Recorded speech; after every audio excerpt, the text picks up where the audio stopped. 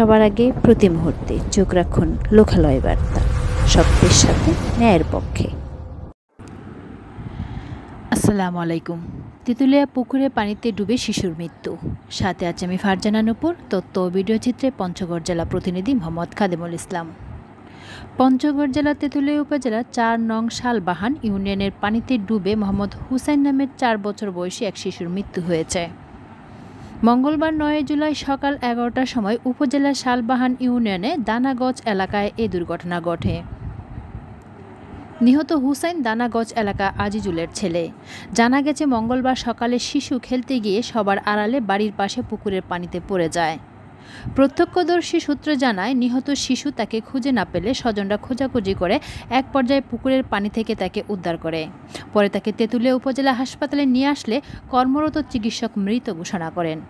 Model থানার ভারপ্রাপ্ত কর্মকর্তা ওসি সজয় কুমার রায় জানান, শিশুটির মৃত্যুর খবর আমরা পেয়েছি। বাড়ির পাশে পুকুর পাড়ে খেলতে গিয়ে পানিতে পড়ে তার মৃত্যু হয়।